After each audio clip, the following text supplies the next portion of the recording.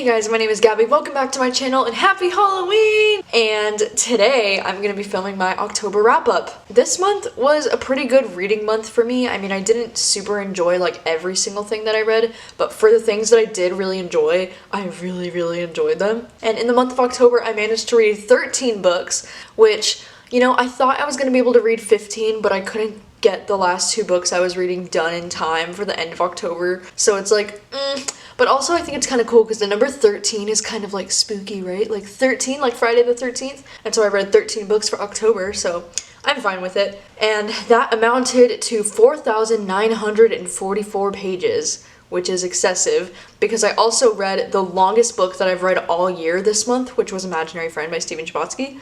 I also did want to mention too that I was able to read 5 audiobooks this month and 2 graphic novels. So that's why that number 13 seems kind of higher than like what I felt like I read, but it's because I did a lot of audiobooks this month, which was great. As far as my ratings go for this month, I gave 3 books 5 stars, which is awesome, 2 books 4 stars, 3 books 3 stars, and 5 books 2 stars. There were some books that were super disappointing for me this month, but there were 3 5-star books for me, which means there were 3 new favorites. As far as my genres go, I read 4 horror books this month, which like heck yes, like that was my goal, to read more horror because it's October. I also read 4 thrillers this month, which again, woot!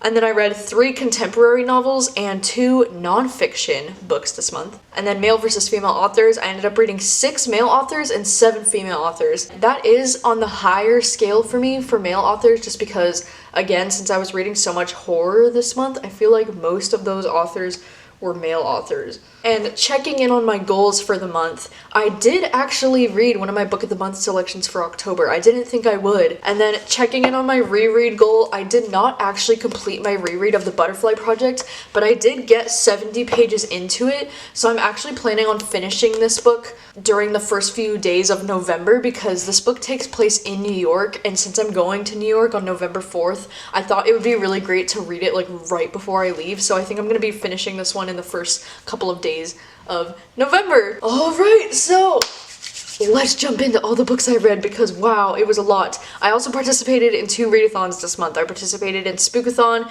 and Nightmareathon. The very first book I read this month was Her Pretty Face by Robin Harding. This is my second book from this author. Both of the books that I've read so far from this author have just been like okay for me. These books are adult thrillers, and this one in particular follows this woman who becomes friends with this other woman, and their kids are like friends. It feels very like Big Little Lies in that way because like these moms become friends and then there's like their kids are friends, but then we also like in alternating chapters we get this flashback chapter of this little boy who like his older sister goes missing. So you're trying to figure out how these 2 point of views are gonna like collide and become relevant to each other. This story was just okay. Like I feel like I saw a lot of the plot twists coming, and even though like I really did like the writing style, like I was really invested in the story and I was able to finish it like within a day, I think. But at the end of the day, the plot twists were so underwhelming and I was so disappointed by like the ending of this book. I just couldn't give it a higher rating than 3 stars. So again though, like I do still want to read everything that this author comes out with because I do really vibe with her writing style. Like I like her writing style, but I just feel like she needs stronger plot twists, you know what I mean? Like she just needs that wow factor in her books. The second book I picked up this month is Pumpkinheads by Rowell and Faith Erin Hicks, and this one is a really cute like young adult graphic novel that is perfect for reading around like fall time and especially Halloween time because this book takes place on Halloween and it's following these 2 characters who are both seniors in high school, and this is going to be their last Halloween working at this pumpkin patch that they've been working at for the last like 4 years. It's about how they're kind of like scared that they're not going to be friends out like once they go to college and like they're going to lose touch, and it's just a really cute story. This story was just so cute. Like I ended up giving this one 4 stars because it's such a cute graphic novel and the writing is actually really funny. Like there were times where I was like actually busting up laughing, and even though it's so short, I just felt like I really connected with these characters, and The freaking art is so beautiful and bright in this. Like, I just loved it so much. So I would highly recommend this as like a book to read during the fall, just to get in the fall mood, because it all takes place at a pumpkin patch and it's just great. The third book I read this month was Imaginary Friend by Chbosky. And I'm sure you're sick and tired of hearing me talk about this book by now, but this book is an adult thriller novel, and it's from the author of Perks of Being a Wallflower. This is his second book that he's ever published after Perks of Being a Wallflower.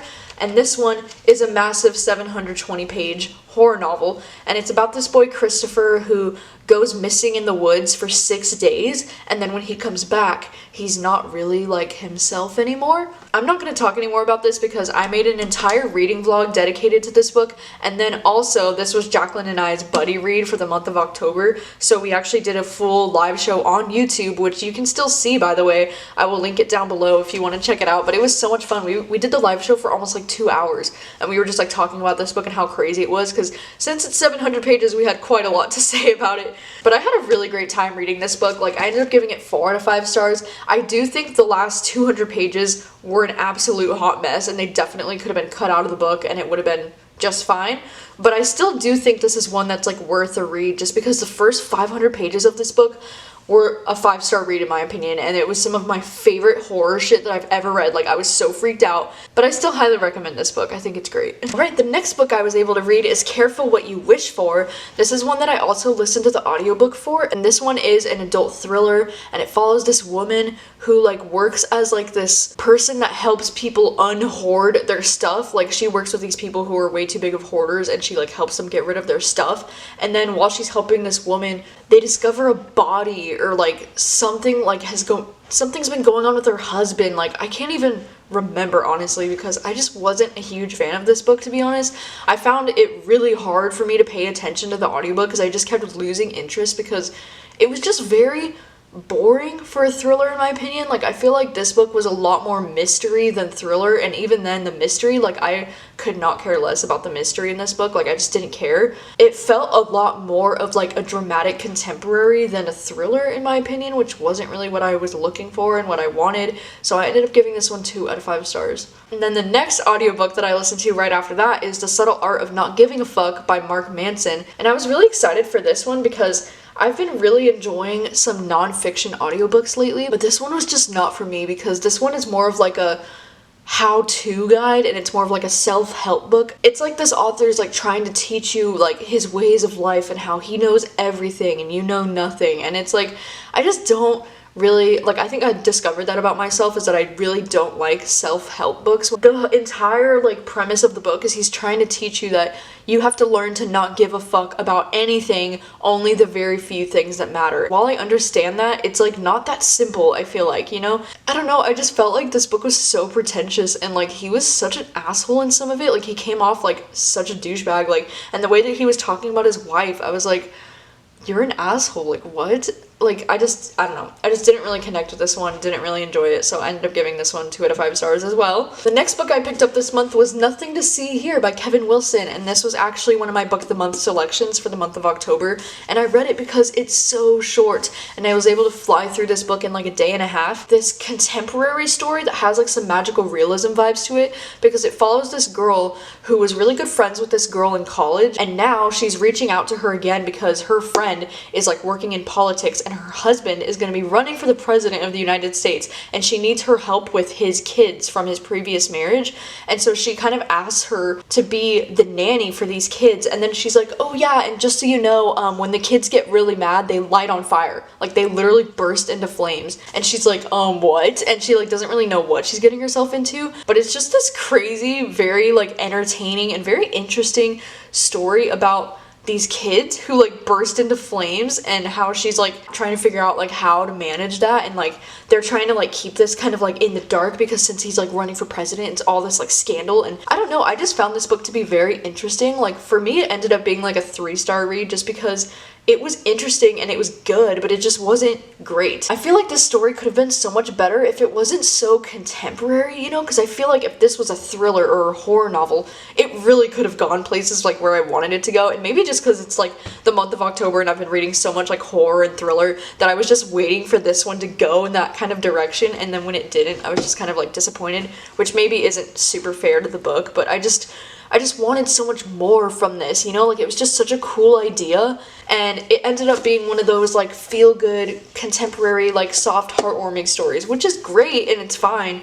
It's just not really what I wanted from it, so I ended up giving this one 3 out of 5 stars. The next book I picked up was Adamtine by Hannah Berry. This was actually the first book that I read for the Spookathon, and this one is an adult horror graphic novel, and it's very, like, dark and moody drawings, and yeah, I'm not gonna lie, I didn't like this one. I can't even really tell you what this book is about. Like, I have no idea. Like, I was so confused. It follows like 2 different storylines, and the main one that I was interested in is that these people are like on this train, like they're on the last subway train home, and when these people wake up on the train has been like abandoned, and it's just left, like it's stopped in the middle of nowhere, and so they start to like walk around the train, and they're trying to figure out like what exactly happened. This book was just like, what? Like, I was so confused by this, and it didn't really go anywhere in my opinion. It was just kind of like, what? So I ended up giving this one 2 out of 5 stars as well. I was very underwhelmed by this book. The next one I picked up for Spookathon was The Chain, which I'm really excited that I finally read this because I've been wanting to read this adult thriller for a really long time, and I feel like it's been recommended to me a whole lot. This one is like an edge of your seat intense thriller because it follows from the point of view of this mom who she gets a phone call saying that somebody has kidnapped her daughter, and she gets instructions on what she has to do in order to get her daughter back.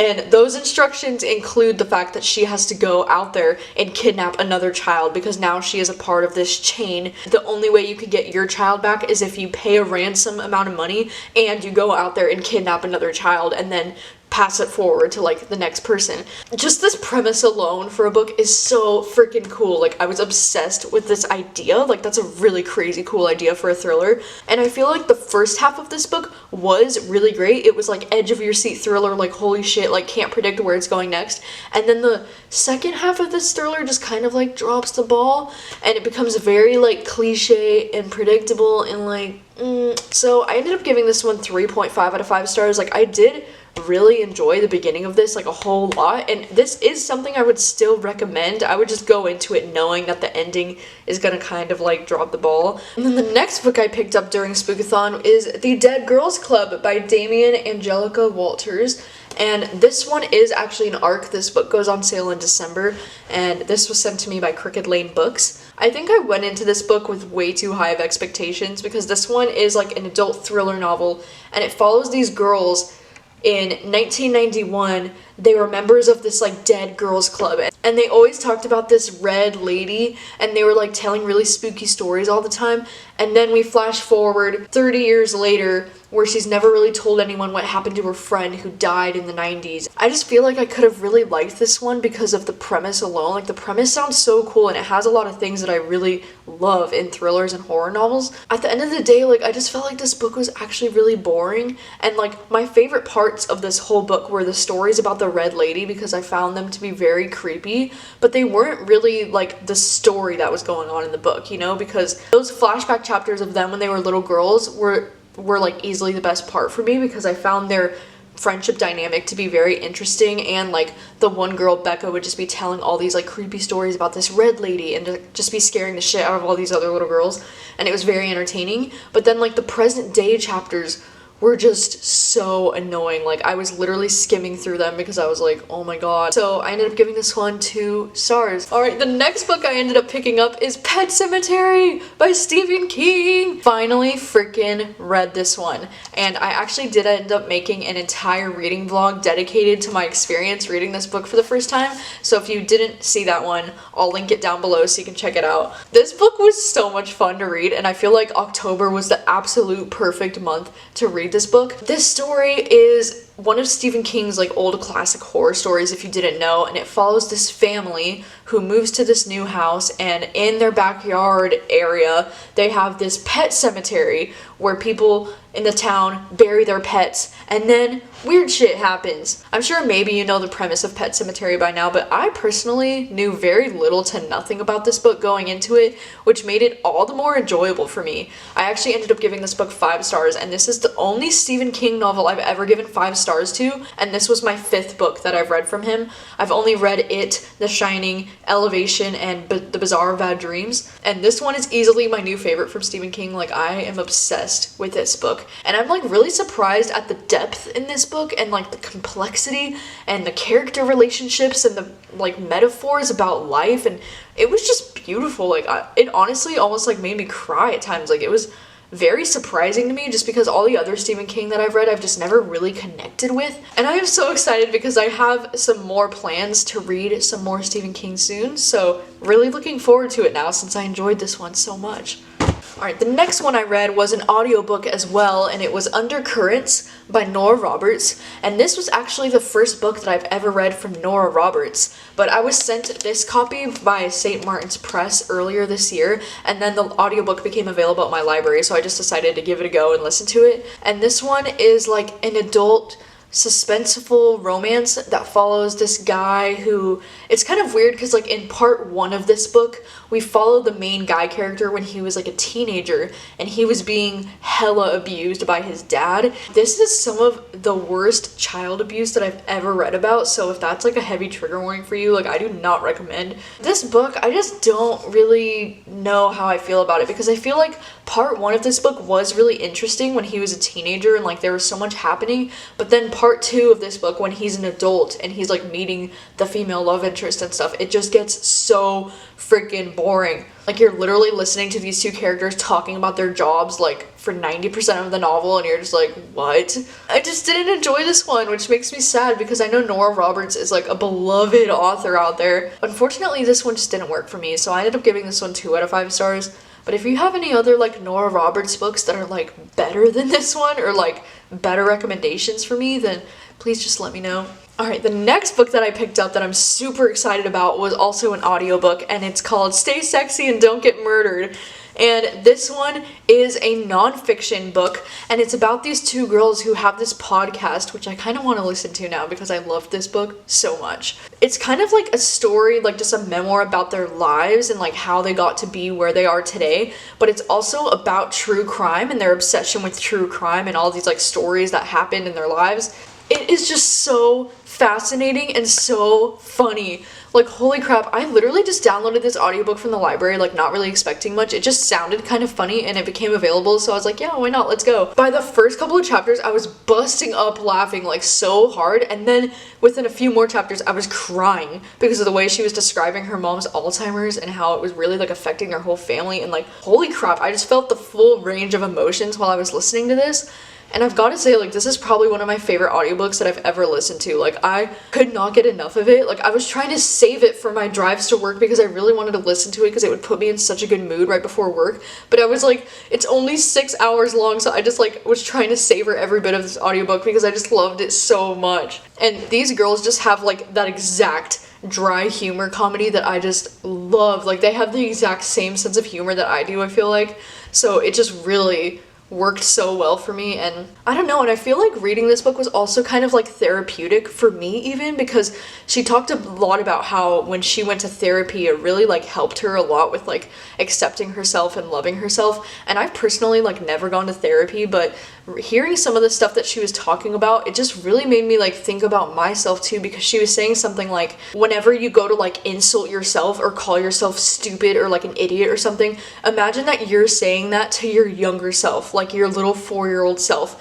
And like, does she deserve that? Like, does that little girl deserve to be called a freaking idiot? Just think about how sad that would make you to like insult your younger self, and then like think about like, why am I so much harder on myself now, you know? And it's like, I don't know, it just really like put things into perspective for me and made me think a lot, and I just loved it so much. Like, I kind of want to re-listen to this audiobook, not gonna lie. So I ended up giving this one 5 out of 5 stars. Like, I really, really loved it. Highly recommend it. If you like nonfiction stuff, I highly recommend checking this one out. Like, I was so surprised. Like, this was probably one of my most surprising 5-star reads of the year. Alright, and the last book that I picked up this month is Pretty Girls by Karen Slaughter. This is actually the first book that I picked up for NIGHTMAREATHON, and this is my first time ever reading Karen Slaughter, actually. And the main reason why I decided to pick up this book this month is because I was watching Kayla's Books and Lala's Spookathon vlogs, and she read this book during Spookathon and she was praising it nonstop, and I was like, okay, I've never read a Karen Slaughter, like I really need to read a Karen Slaughter. So I just decided to pick this book up, and I literally just went to Barnes & Noble that day and then started reading it that night, and I've never done that in like a really long time, so it was really great to just like pick up a book that day and just like start it. And this book is an adult thriller, and I will freaking warn you that this book has some of the most intense trigger warnings for everything in the world ever. This book is not for the faint of heart, I will tell you. It was not easy for me to read this. Like at times, the torture in this book would make my stomach literally like roll. Like it's the most graphic torture and the most horrific torture I think I've ever read about in a book. Like I am not joking, I was nauseous a little bit reading this. Like it was very hard to read. Just know that going in, like this shit is dark. Like this shit is as fucked up as it gets, I feel like. Karen Slaughter just really doesn't hold anything back as far as like descriptions of things go. But if you didn't know what this book is about, it follows these two sisters who haven't spoken since they were like teenagers. One of the sisters, at the very beginning of this book, her husband gets murdered, and so then because of that, the other sister kind of comes back into her life, and they kind of figure out like what exactly happened in their past, and then she kind of helps her cope. You kind of get more information on what exactly happened in their past and like all these secrets about their past. And this book is just very intense. Like it did take me a minute to like get into this book. Like I think the first 100 pages are pretty slow, but then holy shit, from page like 200 until the end, I could not put this book down. And it was hard because like it was so hard for me to read, but I had to know what was going on. Like there were so many good plot twists, and so I just had to continue reading. This one was really great. Like I ended up giving this 4.5 out of 5 stars, but I would probably round it up to 5 stars. The ending of this book literally made me cry.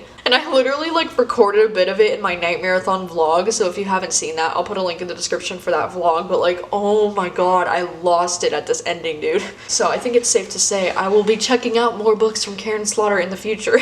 But anyways, that is all that I read for this month. I actually did end up getting almost about 200 pages into The Luminous Dead by Caitlin Starling, and this one is like a horror sci-fi novel, and I'm enjoying it, but I'm also like not really enjoying it, so that's kind of why I've been like slumping my way through this book. Like it's taking me a couple more days than I thought it would to finish this book, which is why I really thought I would have this finished in time for the end of October, but I didn't. I'm still about halfway through it, so I guess you'll hear about this in my November wrap-up. But yeah, those are all of the books that I read in the month of November. No, it's October. I meant October. Those are all the books that I read in October. Let me know, how many books did you read this month? What are your thoughts on any of these books that I mentioned, if you read any of them? What was your favorite book of the month? What was your least favorite book of the month? I think for me, my favorites of the month are probably going to be Imaginary Friend and Pet Semetary, just because since I actually made reading vlogs for both of these, I just have very fond memories of these books now, and I feel like I experienced a lot when I read both of these books. Anyways, happy Halloween, eat a lot of candy, but be safe. Thank you guys so much for watching as always, and I will see you guys soon with a new video. Bye!